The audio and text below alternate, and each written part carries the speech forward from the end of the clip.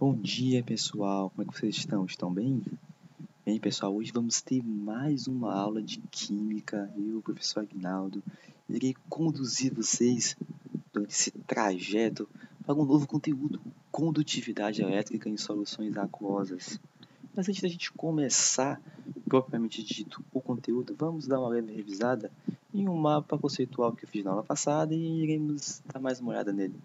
Pessoal, substância iônica, o que ela remete para você de lembrança? Nada? Muito bem, eu vou dar uma luz para vocês dizendo que substância iônica advém de uma ligação iônica. Melhorou, né? Então vamos lá, pessoal. Substâncias iônicas, elas se referem à transferência de elétrons. Toda substância iônica advém de dois ou mais elementos em que ocorre uma transferência de elétrons. Beleza? Deu para lembrar? Se tem a substância iônica, qual é a outra? Exatamente, temos as substâncias moleculares, que são substâncias que advêm de ligações covalentes, em que nelas, exatamente, pessoal, se uma, que é a iônica, vem a partir da transferência, a outra vem a partir do compartilhamento de elétrons. Nessa aula, pessoal, a gente vai poder perceber que tanto a iônica como a molecular misturada em água, vamos obter uma solução homogênea aquosa. Soluções essas que iremos ver algumas coisas relacionadas à condutividade elétrica, beleza? Vamos seguir adiante para o novo conteúdo.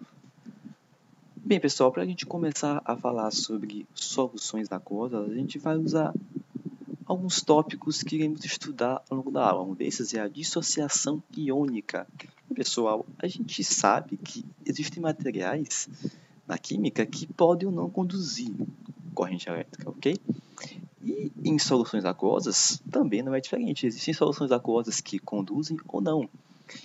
E, pessoal, para a gente saber se isso ocorre ou não, uma dessas opções é saber se na solução aquosa se tem dissociação iônica. E o que seria a dissociação iônica? Seria um processo de separação dos íons pela ação da água. Tem-se uma solução aquosa em que nela, se houver a dissociação iônica, se nela ocorrer um processo que se separa os íons, pode-se sim ocorrer ou não corrente elétrica. Vamos ver o exemplo mais adiante, que é sobre o cloreto de sódio. Pessoal, o que é cloreto de sódio? Exatamente, sal de cozinha. O sal de cozinha, ao ser colocado na água, como demonstra a figura, ele se dissolve e microscopicamente a gente obtém íons, a gente obtém cargas elétricas em que o cátion nessa situação é o sódio e o ânion é o cloro, pessoal. A gente pode perceber na outra figura em que cada carga dessa fica isoladamente tendo ao redor dela diversas moléculas de água. E essas cargas livres, esses íons livres transitando nessa solução aquosa, significa que nela ocorreu a dissociação iônica. Ok, pessoal? Vamos para a equação dessa dissociação. Aqui a gente tem o sal de cozinha, a gente tem o cloreto de sódio inserido em água, em que isso acontecendo, a gente forma o cátion, que é o cátion sódio, e o ânion, que é o cloro. E aí, pessoal, ao se formar essas duas cargas elétricas, uma positiva e uma negativa, a gente obtém nessa solução íons livres. E sempre que se obtém íons livres em uma solução aquosa, se tem condutividade elétrica. Ok, pessoal? Então, recapitulando, uma solução aquosa que sofre o processo de dissociação iônica possui íons livres, logo ela conduz eletricidade. Exatamente. Alguma dúvida até aqui, pessoal? Não? Então vamos seguir adiante, ok? Vamos para o segundo tópico, que é a dissolução. A dissolução, pessoal, ela ocorre em um processo que se separa as moléculas pela ação da água. Pessoal, separação de moléculas é completamente diferente de separação de íons. Então, não se deve nunca confundir dissolução com dissociação. O que é dissociação, pessoal? Separação de íons. Exatamente, a gente acabou de verificar isso. Enquanto que a dissolução é, como está escrito, separação de moléculas completamente diferente. Ok, pessoal? Vamos seguir a um exemplo de dissolução, que é a ação da água sobre o açúcar. Nesta situação, se dissolve o açúcar em meio à água e ocorre a dissolução, não tendo nenhum tipo de dissociação iônica, nenhum tipo de formação de íons. Nada, apenas as moléculas são separadas em pequenas moléculas ao ambiente, que no caso é a solução aquosa, ok? Temos aqui a equação dessa dissolução, né, em que o açúcar sólido, ele ao alentar a água, fica o açúcar aquoso, apenas junto com a água, apenas dissolvido, ok? E pessoal, se não ocorre dissociação iônica, não tem íons livres. Se não tem íons livres, não possui condutividade, exatamente. Então, na dissolução, não possui condutividade elétrica, ok? Até aqui tudo bem? Vamos adiante. Até agora a gente já sabe que dissociação iônica tem condutividade. Soluções aquosas com essa característica têm condutividade elétrica, enquanto soluções aquosas com a característica de dissolução não possuem condutividade elétrica, ok? Vamos lá. Vamos para o terceiro tópico, ionização, pessoal. A ionização, ela é o diferente da dissociação iônica. A ionização ela acontece em substâncias moleculares, assim como tem substâncias moleculares que apenas se dissolvem na água, existem algumas que se ionizam. Como assim, pessoas se ionizar? Elas são quebradas sob a ação da água. Quebradas? Sim. A ligação covalente dessa substância molecular, ela sofre um processo de quebra, e essa quebra forma cátion e ânion, forma cargas elétricas. Querem ver um exemplo?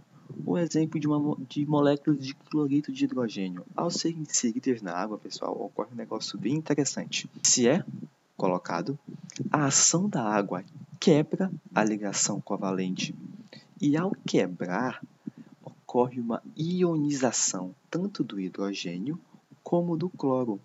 O cloro, por ser mais eletronegativo, né, a gente viu nas aulas de tabela periódica em que a eletronegatividade tem a tendência de puxar os elétrons para ele, para esse elemento mais eletronegativo. Então, o cloro puxa os elétrons para ele e deixa o hidrogênio deficiente de elétron positivo cátion, enquanto que o cloro fica negativo, o ânion. E isso, pessoal, é um processo de ionização.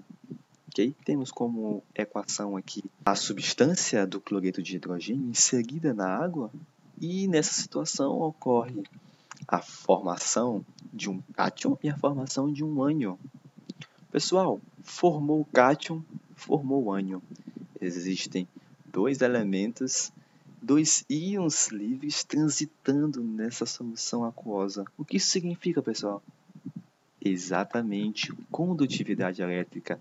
Após essa ionização, após essa quebra, se formou íons livres, e essa formação de íons livres leva à condutividade elétrica. Essa solução conduz sim eletricidade. Tudo bem até aqui, pessoal? Tudo certo? Alguma dúvida? Não? Tá tudo certo. Beleza. Então hoje a gente vai para um vídeo de um experimento justamente para mostrar na prática algumas soluções em que conduzem ou não eletricidade, soluções dessas aquosas, claro. E aí, após o vídeo, faço uns pequenos comentários, ok? Vamos lá. Bem, pessoal, e aí, gostaram do vídeo? Bem legal, né? Bem bacana o vídeo. E vendo esse vídeo, pessoal, a gente pode ter umas conclusões e umas perguntas, né? A gente conclui que todas essas substâncias que nós vimos durante a aula batem com o experimento, né?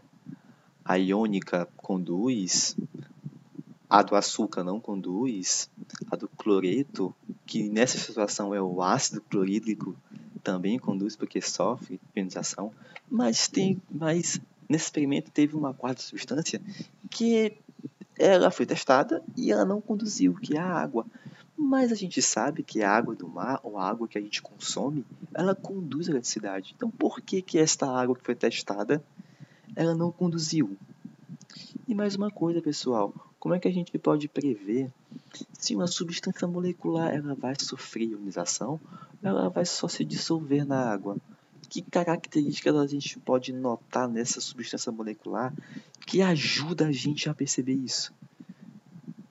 Bem, essas duas perguntas eu vou deixar para vocês responderem em casa, tranquilos, estudando, revisando o conteúdo, para na próxima aula a gente começar uma pequena discussão sobre elas duas e elas serão um gancho para a nossa próxima aula. Ok, pessoal? Até lá. Bons estudos, muito obrigado pela atenção de todos e até a próxima. Ok?